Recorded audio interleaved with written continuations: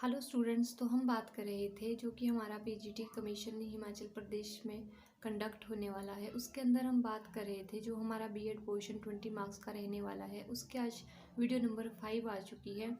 मैं कुछ दिनों से आप लोगों के लिए वीडियो कंटिन्यू नहीं कर पा रही थी ड्यू टू सम रीज़न्स। तो अब हम कंटिन्यू करेंगे उसके आगे के वीडियो जितने भी हमारे रहने वाले हैं। तो आज हम पढ़ेंगे नेक्स्ट, उसका जो टॉपिक है वो है फिलोसफिकल बेसिस ऑफ एजुकेशन, जिसमें कि मीनिंग और नीड्स की बात कही गई है हमारे सिलेबस के अकॉर्डिंग। अगर हम बात करें तो अगर हम बात करें फिलॉसफी की, तो फिलॉसफी क्या है? फिलॉसफी एक तरह का दर्शन शास्त्र जिसे हम कहते हैं। तो हम इसके अंदर पढ़ेंगे कि क्या हमारे फिलॉसफिकल बेसिस है, कि कौन कौन से जो हमारे फिलॉसफी के अंदर पार्ट आते हैं, कि जिसके अंदर हम किस किस टॉपिक्स के बारे में बात करते हैं, वो कैसे हमारी एजुकेशन के लिए बेनिफिशियल है और फिलॉसफी का क्या मतलब है। एंड हमारे जो इंडियन फिलॉसफिकल स्कूल्स है और इसके साथ साथ ही वेस्टर्न जो फिलोसफिकल स्कूल्स है उसके बारे में भी हम डिस्कशन करेंगे। नेक्स्ट हम इसमें एक और टॉपिक देखेंगे एजुकेशन, क्योंकि इसमें एक टर्म एजुकेशन दी है तो इसके बारे में भी थोड़ा बहुत जानना ज़रूरी है एग्जामिनेशन पॉइंट ऑफ व्यू के अकॉर्डिंग। तो अगर हम बात करें एजुकेशन की, तो education word has been derived from the Latin word educatum. It is a made by joining of E and duco, जिसमें कि ई का मतलब होता है इनसाइड एंड ड्यूको का मतलब होता है फॉरवर्ड, यानी कि जो बच्चे के अंदर जितनी भी आंतरिक क्षमताएं हैं उनको बाहर उजागर करना। तो इसमें एक इम्पॉर्टेंट क्वेश्चन ये बन जाता है, जो एजुकेशन शब्द है वो कहाँ से ड्राइव हुआ है? तो ये एक लैटिन वर्ड है, जो लैटिन वर्ड कौन सा है हमारा? एजुकेटम। एजुकेटम भी दो जो टर्म है उनसे ज्वाइन हुआ है, या दो जो हमारे वर्ड है उनसे मिलकर बना है, ई और ड्यूको, जिसमें कि ई का मतलब है इनसाइड और ड्यूको का मतलब होता है हमारा प्रोसीड फॉरवर्ड। तो हम सिंपल वर्ड में एजुकेशन को क्या बोल सकते हैं? It implies expressions of internal facilities of child toward outside. अगर हम हिंदी में इसकी बात करें तो एजुकेशन शब्द की उत्पत्ति लैटिन शब्द एजुकेटम से हुई है, जो ई और ड्यूको के बेल से बना है। ई का अर्थ है अंदर, ड्यूको का अर्थ है आगे बढ़ना। अतः शिक्षा शब्द का अर्थ है बच्चे की बाहर की ओर आंतरिक क्षमताओं की अभिव्यक्ति, यानी कि एक्सप्रेशन, जो बच्चे के अंदर छुपी हुई चीज़ें हैं या उसका जो एटीट्यूड है या उसकी जो एबिलिटीज़ है उनको बाहर निकालना। तो वो किसके थ्रू निकल सकती है? सिर्फ और सिर्फ एजुकेशन के ज़रिए।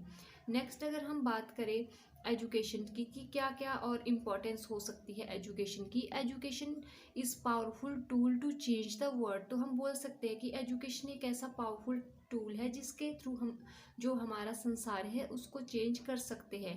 And transforming the social structure of society, और जो हमारे सोशल स्ट्रक्चर्स बने हैं सोसाइटी के वो भी चेंज हो सकते हैं, जैसे कि हमारी स्किल्स डेवलप हो सकती है, या कुछ एक वैल्यूज़ या हमारे जो बिलीव्स होते हैं, रीजनिंग होती है, ये सारी चीज़ें किसके थ्रू चेंज हो सकती है? एजुकेशन के थ्रू।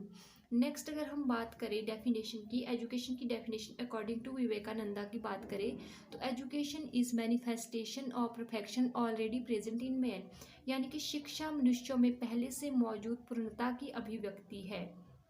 इसका अर्थ ये हुआ। नेक्स्ट हमारी जो सेकंड टर्म इसमें थी जिसके के बारे में हमारे से एग्जाम में पूछा जाना है, वो है philosophical basis of education. Philosophy का अर्थ क्या होता है? फिलॉसफी अगर हम हिंदी में बात करें तो दर्शन। दर्शन यानी कि जिसके जिसके थ्रू हम थिंकिंग कर सकते हैं, यानी कि हम कैसे सोच पा रहे हैं चीज़ों को, कितने गहराई से किसी चीज़ का हम चिंतन कर पा रहे हैं, तो वो क्या आ जाती है? वो हमारी फिलॉसफी आ जाती है। फिलॉसफी एक ग्रीक वर्ड है जो फिलोस और सोफिया से लिया गया है। फिलोस का मतलब होता है लव और सोफिया का मतलब होता है नॉलेज एंड विजडम। तो ये भी एक इम्पॉर्टेंट क्वेश्चन बन जाता है और मैक्सिमम एग्जाम में ये साइकोलॉजी के जो भी एग्जाम होते हैं उसमें डायरेक्ट पूछा जाता है कि जो फिलॉसफी और सोफिया है इसका क्या मतलब है। अगर हम इसमें और बात करें तो philosophy is related to thinking, यानी कि दर्शन का संबंध सोचने से है, कि हम चीज़ों को कैसे सोच रहे हैं, उसके पीछे की हमारी क्या रीजनिंग है, हम कितने गहराई से चीज़ों को समझ पा रहे हैं। नेक्स्ट है the highest level of thinking is also called philosophy, यानी कि उच्चतम स्तर की सोच को दर्शन कहा जाता है। जब हम चीज़ों को बहुत ही गहराई से अध्ययन कर पाते हैं तब हम कह सकते हैं कि ये क्या है? एक तरह की हमारी फिलोसफिकल थिंकिंग है।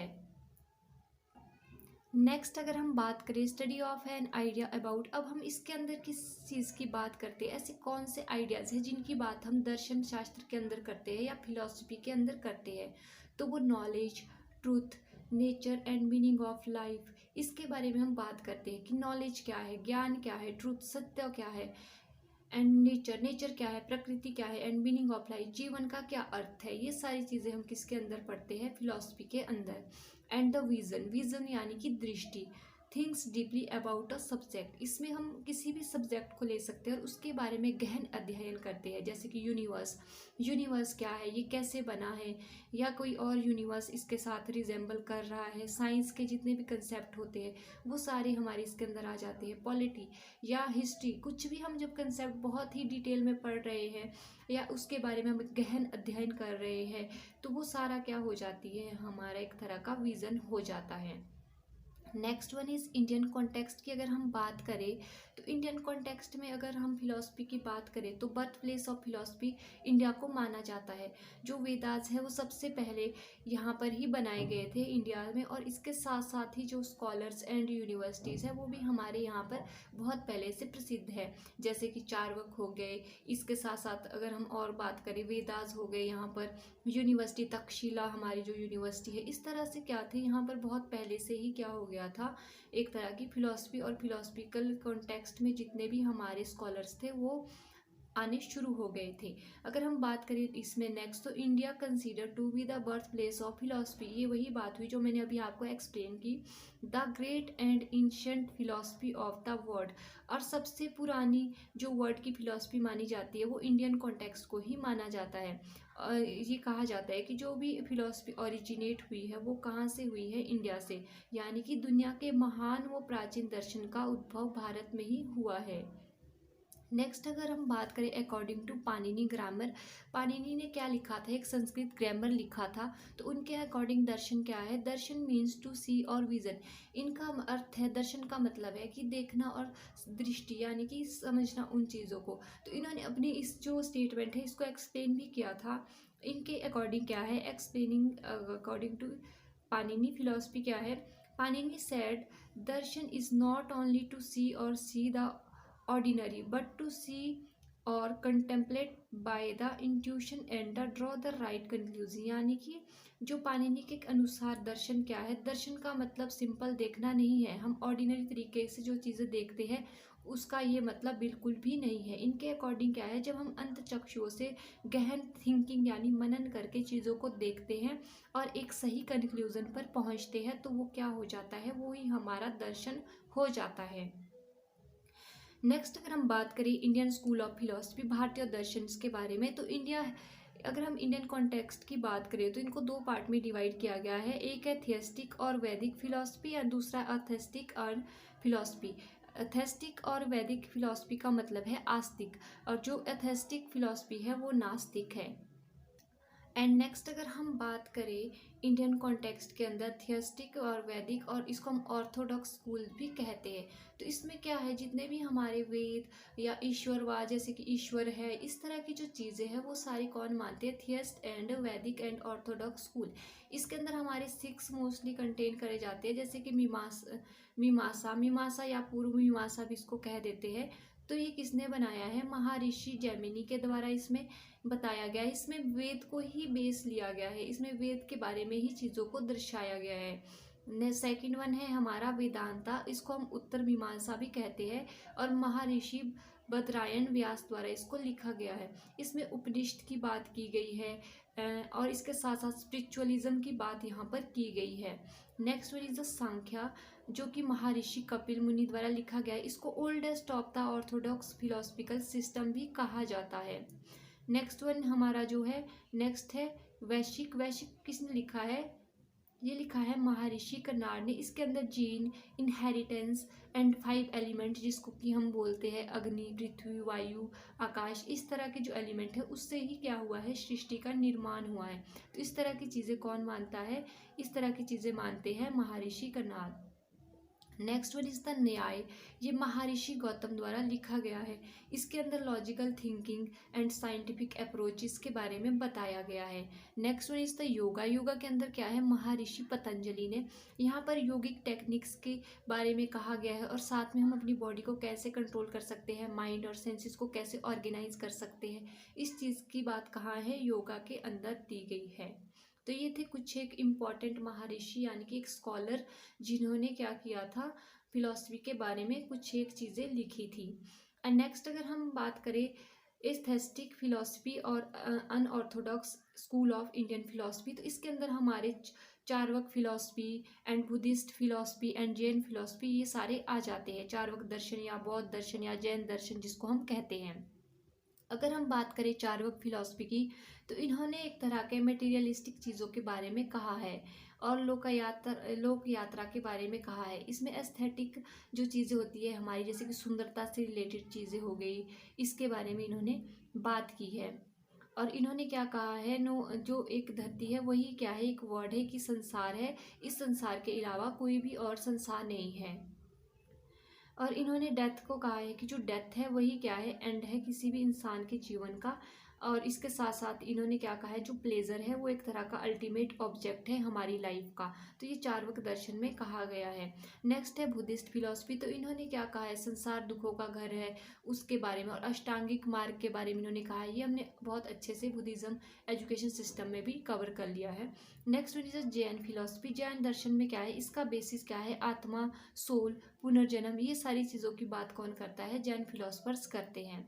नेक्स्ट अगर हम बात करें वेस्टर्न कॉन्टेक्स्ट में, तो ये एक तरह से जो हमारा फिलॉसफी शब्द है ये भी कहाँ से आया है, ये भी हमारे जो वेस्टर्न कॉन्टेक्स्ट से ही लिया गया है। फिलॉस का मतलब होता है लव एंड सोफिया का मतलब होता है विजडम एंड नॉलेज। अगर हम इसमें बात करें वेस्टर्न स्कूल ऑफ फिलॉसफी, तो इसके अंदर हमारे आ जाते हैं idealism, naturalism, pragmatism, humanism, realism and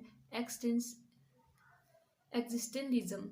तो अगर हम बात करें आइडियलिज्म की, तो आदर्शवाद इसको हिंदी में कहा जाता है। तो इसके फादर प्लेटो को माना जाता है, और प्लेटो के स्टूडेंट सेक्रेट को माना जाता है, और इनके स्टूडेंट एरिस्टोटल को माना जाता है। एंड नेक्स्ट अगर हम इसमें बात करें, तो इसमें विचारों की बात कही गई है। इसमें सत्यम शिवम सुंदरम को फॉलो किया गया है, एक तरह की स्पिरिचुअल वैल्यूज़ के बारे में यहाँ पर कहा गया है। जो आइडियलिज्म टर्म है ये ग्रीक वर्ड है, यहाँ पर रियलिटी के बारे में कहा जाता है। यहाँ पर एक तरह के स्पिरिचुअलिज्म पे ज़्यादा फोकस किया गया है। Next one is a naturalism, जिसको प्रकृतिवाद भी कहा जाता है। इसके फादर कौन है, इसके फादर है एमिल जोला। एंड इसका ये एक तरह का जो इसमें जो बात कही गई है कि जो नेचर है वही एक तरह से रिप्रेजेंट करती है सारे वर्ल्ड को, इसमें नेचर पे ज़्यादा फोकस किया गया है। Next one is the pragmatism. Pragmatism का मतलब है प्रयोजनवाद। इसके फादर अगर हम बात करें तो चार्ल्स सैंड्रस पेरिस इसके फादर है। और इसमें क्या कहा गया है, इसमें activity and learning by doing पर फोकस किया गया है। Next one is the humanism. Humanism यानी कि मानववाद। मानववाद के फादर किसे कहा गया है, एफ पैट्रिच को इसके फादर कहा जाता है। इसमें वेलफेयर, ह्यूमन काइंडनेस की बात कही गई है। इन्होंने बोला है कि जो हम मानते हैं एक गॉड गॉडेस ऐसी चीज़ें जो मानते हैं, उससे ज़्यादा कहीं जो चीज़ें मेन है हमारे सोसाइटी के लिए, वो क्या है, एक तरह की हमारी वेलफेयर है जो हम इंसानों के लिए करते हैं या ह्यूमन काइंड के लिए हम करते हैं। Next one is a realism. Realism के फादर कौन है, एरिस्टोटल को रियलिज्म के फादर माना जाता है। इसको यथार्थवाद भी कहा जाता है। ये रियलिटी बेस पे फोकस करते हैं। Next one is the existentialism, यानी कि अस्तित्ववाद, कि कैसे इस धरती पे जो लोग हैं उनका क्या अपने एक एग्जिस्टेंस है, या इंडिविजुअली जो इंसान है वो कैसे यूनिक है। यहाँ पर फोकस करा जाता है पर्टिकुलर हर एक इंसान के ऊपर। अगर इसके फादर की बात करें तो सोरेन कैरिकाट इसके फादर है। तो जो ये मैं नोट्स बना यहाँ पर जो मैंने ये आपके नोट्स जिससे मैं आपको पढ़ा रही हूँ, ये नोट्स आपको टेलीग्राम पर मिल जाएगी, और टेलीग्राम का लिंक मैं डिस्क्रिप्शन बॉक्स में डाल दूँगी। नेक्स्ट अगर हम इसमें ही बात करें, तो नेक्स्ट जो हमारा टॉपिक है वो है ब्रांचेस ऑफ फिलॉसफी। अब फिलॉसफी की कुछ एक ब्रांचेस भी होती है, जैसे कि epistemology, metaphysics, ethics, logic, aesthetics. तो तो ये क्या है, इसकी ब्रांचेज है फिलॉसफी की। तो एपिस्टेमोलॉजी यानी कि ज्ञान मीमांसा, ये मैंने पहले भी टर्म आपको करवा दी है एपिस्टेमोलॉजी की, इसका क्या मतलब होता है, ठीक है। इसमें हम नॉलेज की स्टडी की बात करते हैं। इसमें ये भी बताया गया है कि हम नॉलेज के क्या क्या सोर्सेज हो सकते हैं, कौन कौन से मेथड्स हो सकते हैं, क्या क्या ऐसे प्रोसेस हो सकते हैं जिसके थ्रू हम नॉलेज को गेन कर सकते हैं, एंड लिमिटेशन ऑफ नॉलेज कि हम कितना ज्ञान प्राप्त कर सकते हैं। सारे क्वेश्चंस हमें कहाँ से मिलते हैं, एपिस्टेमोलॉजी में मिलते हैं। व्हाट कैन आई नो, मैं क्या जान सकता हूँ, मैं कैसे जान सकता हूँ, ये सारी चीज़ें किस में आती है, एपिस्टेमोलॉजी में आती है। अगर हम एपिस्टेमोलॉजी की बात करें तो ये दो ग्रुप्स में डिवाइड होती है। एक होती है हमारी रैशनलिज्म एंड सेकंड वन हमारी होती है एम्पेरिसिज्म। अगर हम रैशनलिज्म की बात करें तो इसमें माइंड यानी कि बुद्धि से हमें ज्ञान मिलता है, इस तरह की बात कही जाती है। अगर हम एम्पेरिसिज्म की बात करें तो इसमें हम कहते हैं कि जो इंद्रियों से हमें ज्ञान की प्राप्ति होती है, यानी कि जो हमारी सेंसेस है उससे हम क्या कर सकते हैं, ज्ञान को प्राप्त कर सकते हैं। Next one is a metaphysics. Metaphysics में हम क्या तत्व मीमांसा की बात करते हैं। ये ग्रीक वर्ड है, मेटा का मतलब होता है बियॉन्ड, फिजिक्स का मतलब होता है nature.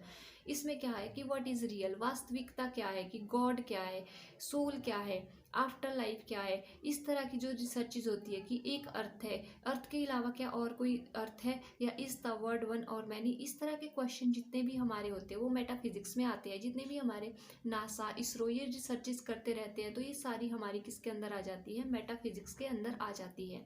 Next one is the ethics. Ethics का मतलब होता है नैतिकता। नैतिकता में क्या आ जाता है हमारा, जैसे ये वर्ड कहाँ से ड्राइव हुआ, इथोस से। इथोस का मतलब होता है करेक्टर यानी चरित्र। इसमें ह्यूमन बिहेवियर, हैबिट्स, इसकी बात कही गई है। इसको मॉरल फिलॉसफी भी कहते हैं। तो ये भी इंपॉर्टेंट क्वेश्चन है कि मॉरल फिलॉसफी किसको कहा जाता है, तो एथिक्स को मॉरल फिलॉसफी कहा जाता है। Next one is the logic. Logic जब हम तर्क के साथ चीज़ों को देखते हैं कि क्या सही है क्या गलत है, उसके पीछे एक बेसिक कुछ ना कुछ उसकी रीजनिंग होती है। बेसिस ऑफ ऑल नॉलेज भी लॉजिक को कहा जाता है। साइंस ऑफ साइंसेस भी लॉजिक को कहा जाता है।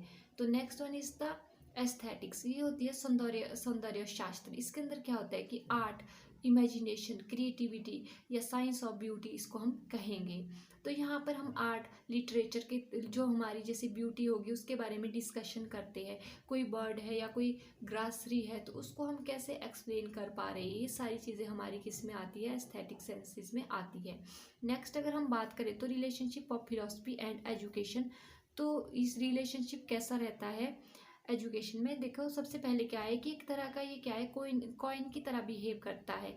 जैसे फिलॉसफी और एजुकेशन एक दूसरों के बिना क्या है, अधूरे है। Ideological side of the life and the education is functional. अब क्या कर सकते हैं कि जो हमारी फिलॉसफी है उसके थ्रू ही हम चीज़ों को अच्छे से समझ पाते हैं। क्योंकि सोसाइटी में जो भी हम चीज़ें सीखते हैं या रियलिटी जो भी होती है वो हम किससे सीखते हैं, वो हम अपनी फिलॉसफी से सीखते हैं। और उसी फिलॉसफी को हम कहाँ रिप्रेजेंट करते हैं, अपनी एजुकेशन में रिप्रेजेंट करते हैं। और एजुकेशन से क्या होता है, हमारी सोसाइटी का निर्माण होता है। तो ये सब एक दूसरे से कोरिलेट करते हैं। Philosophy is the brain of the body and the education is the hand and the feet. अगर हम फिलॉसफी की बात करें तो फिलॉसफी क्या है, एक तरह का ब्रेन है किसी भी इंसान की बॉडी का, यानी कि थिंकिंग रीजनिंग की क्षमता एक इंसान को प्रोवाइड करता है। And education is the hand and feet. और जो एजुकेशन है वो सर्वेंट की तरह काम करता है कि हाथ और पाँव होते हैं किसी भी इंसान के। जब हम एजुकेटेड होंगे और हमारा दिमाग एक तरह से लॉजिकली चीज़ों को समझेगा, सीखेगा, तभी हम एक एजुकेशन के थ्रू कुछ अच्छे चेंजेस अपनी सोसाइटी में ला सकते हैं। Education help us to achieve philosophical views. अब एजुकेशन के थ्रू ही हम फिलोसफिकल व्यूज़ को सीख सकते हैं, समझ सकते हैं और अपनी जो थिंकिंग है उसको बढ़ा सकते हैं। और इसके साथ साथ ही जो हमारा करिकुलम है उसको भी फ्रेम करने में हेल्प कर सकते हैं। अगर हम इसके अलावा कुछ एक और डेफिनेशंस की बात करें तो आप यहाँ से देख सकते हैं कि राधा कृष्णन द्वारा फिलॉसफी को क्या कहा गया है। नेक्स्ट है ये हमारे वेस्टर्न एक फिलोसफर है कांट, उनके नेक्स्ट हमारे एक वेस्टर्न जो फिलोसफर है कांट, उनके अकॉर्डिंग फिलोसफी क्या है उसके बारे में यहाँ पर थोड़ा बहुत लिखा गया है, आप इससे पढ़ लेना। नेक्स्ट वन अगर हम बात करें एम एंड नीड्स क्या होती है फिलोसफी की, तो ये क्या कर सकता है, एक तरह की अंडरस्टैंडिंग को बिल्डअप कर सकता है। हम इंडिपेंडेंटली चीज़ों को समझ सकते हैं अपने क्षमता के अकॉर्डिंग, अपनी थिंकिंग के according. Develop the critical thinking को कि क्या सही है क्या गलत है, इस तरह की थिंकिंग को हम डेवलप कर सकते हैं। Introduce the philosophy of the great philosopher of the world. और इसके साथ साथ ही जो ग्रेट फिलोसफर हुए हैं उनकी फिलोसफी को भी हम पढ़ सकते हैं या इंट्रोड्यूस कर सकते हैं। Next one to solve the current problem related to education. Education से रिलेटेड जितनी भी हमारी समस्या है उनको हम फिलोसफी के थ्रू डील कर सकते हैं। कैसे कर सकते हैं? जो करिकुलम है उसको भी हम फ्रेम कर सकते हैं, उसमें हम अपने आइडियलिज्म को ले सकते हैं, या जितने भी हमारे दर्शन शास्त्र में मेन इंपॉर्टेंट जितने भी काम किए गए उनको भी अपने करिकुलम में ऐड कर सकते हैं अपनी टीचिंग को। नेक्स्ट हम क्या कर सकते हैं? नेक्स्ट हम अपनी टीचिंग को और ज़्यादा इफेक्टिव बना सकते हैं, बच्चों को अच्छे से समझ सकते हैं, उनके इंटरेस्ट को ध्यान में रखकर ही टीचिंग्स को बना सकते हैं। अपनी टीचिंग की जो टेक्निक्स है उनको बदल सकते हैं। और इसके साथ साथ और क्या कर सकते हैं कि जो हमारा करिकुलम है उसको भी हम फ्रेम कर सकते हैं, बुक्स को भी फ्रेम कर सकते हैं, सिलेबस को भी फ्रेम कर सकते हैं। And the finding out the nature of the truth, और जो एक्चुअल में क्या सत्य है इस चीज़ के बारे में फाइंड आउट कर सकते हैं। किसके थ्रू? सिर्फ और सिर्फ जो फिलॉसफी है उसके थ्रू। तो ये थे कुछ एक इम्पॉर्टेंट इस टॉपिक से रिलेटेड जितने भी इम्पॉर्टेंट टर्म्स थी और जितना भी कुछ इसमें पूछा गया था मैक्सिमम सारा कवर कर दिया गया है। और नेक्स्ट अगर आप लोगों को एक क्वेश्चन मेरे पास जो आया था वो आया था एग्ज़ाम को लेकर कि कब तक एग्ज़ाम होने हैं। तो इसके जो इस अभी कुछ एक नोटिफिकेशन आई थी तो उसके थ्रू जो हमने फॉर्म पहले भरे थे, जैसे कि वेटनरी के कुछ एक फॉर्म थे, तो उसके जो हमारे फॉर्म भरे थे इससे वो 1 महीने पहले भरे गए थे। तो उसकी जो अभी टाइमिंग आ गई है वो है हमारी फरवरी के एंड में। तो अगर हम उसी हिसाब से देखें तो ये मार्च तक होने चाहिए, यानी कि मार्च के एंड में और अप्रैल के फर्स्ट में इस तरह से इन एग्ज़ाम को कंडक्ट कर सकते हैं। तो आप अपनी तैयारियां पूरी रखें, एग्ज़ाम कभी भी आपके हो सकते हैं। और जहाँ तक आपकी बीएड पोर्शन की बात है तो ये बहुत ही इजी है और ये बहुत जल्दी ही कंप्लीट हो जाएगा। और इसके अलावा अगर आपकी कोई और क्वेरीज हो तो आप मुझे कमेंट करके पूछ सकते हैं। और आप साथ साथ ही जिसको भी नोट्स चाहिए तो जो नोट्स है वो फ्री ऑफ कॉस्ट है, और इसके लिए मैंने टेलीग्राम चैनल बना लिया है, आप वहाँ से ले सकते हैं इसके नोट्स। और उसके बाद आप प्रिंट करके निकाल भी सकते हैं अपने पास फ्यूचर यूज़ के लिए। तो आई होप आपके लिए ये वीडियो यूज़फुल हो। तो मिलते हैं जल्द ही नेक्स्ट वीडियो में नेक्स्ट टॉपिक के साथ। तब तक के लिए bye bye and thank you for watching.